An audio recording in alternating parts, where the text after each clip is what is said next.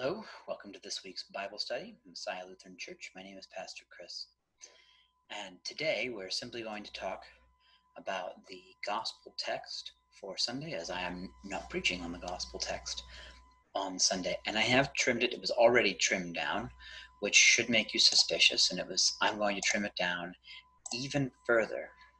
So, hoping now that you can see Matthew 11, it's supposed to be 16 through 19 and 25 through 30. Instead, I'll be talking about Matthew 16 through 19 and 28 through 30. So if you want to go ahead and read all of Matthew 11, 16 through 30, you're certainly welcome. We start then. These brackets are from the denominational resource, just to remind us that Jesus is in the middle of a speech. Jesus spoke to the crowd, saying, "To what will I compare this generation? It is like children sitting in the marketplaces and calling to one another. We played the flute for you, and you did not dance. We wailed, and you did not mourn." I think I preached on this either last year or the year before. I wouldn't swear to it either way. I have always found it interesting because Jesus does this generational stuff in all three, Matthew, Mark, Luke, all three of the Synoptic Gospels. And it always reminds me of people today talking about other generations. What's the Matter with Kids Today came out in 1960. They were talking about baby boomers. I could say I have preached whole sermons on that. So moving right along then. For John came neither eating nor drinking, and they say, "He has a demon."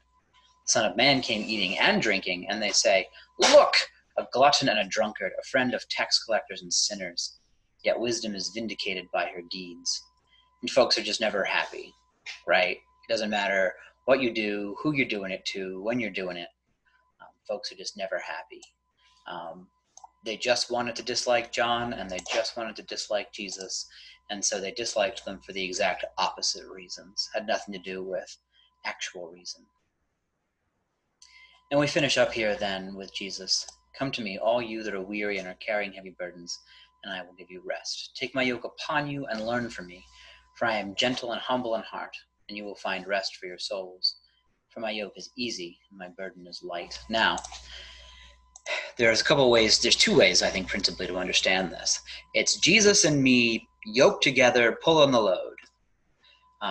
Jesus, of course, is the bigger partner. And there may be some historical precedent for that. I don't know. I didn't live in the first century.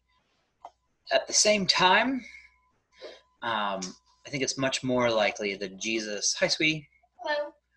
I think it's much more likely that Jesus, sort of fitting in with the rest of the Gospel of Matthew, right here in 6:24, smack dab in the middle of the Sermon on the Mount, "No one can serve two masters, for a slave will either hate the one and love the other, or be devoted to the one and despise the other. You cannot serve God and wealth." And this word serve is really be enslaved to, doulain. And it's doulos here, slave. So these are the verb forms, this is the noun form. I think for Jesus, especially in Matthew, you're gonna serve someone. It can be yourself, it can be wealth, it can be Caesar, it can be any number of folks. You can either carry Jesus's yoke, or you can carry someone else's yoke. But whereas all other masters will fail you, and all other masters will work you to death, will want more of you than you could ever give, Jesus gives to us. You will serve someone. You will carry someone's yoke, and I don't think it's about being yoked to Jesus. I think it's about doing the work of Jesus, which isn't easy, right? "Take my yoke upon me and learn from me, for I am gentle and humble in heart, and you will find rest for your souls. For my yoke is easy and my burden is light." Not burdensome, joyous, but not necessarily fun. I was once asked if I was actually crossing the Canadian border, and a Canadian border guard asked me, "Do you like your job?" I said, "Most days, ma'am, I find it fulfilling. All days. Most days I like it. It's not always easy. It's not always fun, but most days I like it, and it's always fulfilling." So brief, but that will be our Bible study for today, covering the Gospel of Matthew, the Gospel reading for this coming Sunday. I hope you'll join us again next week. Blessings.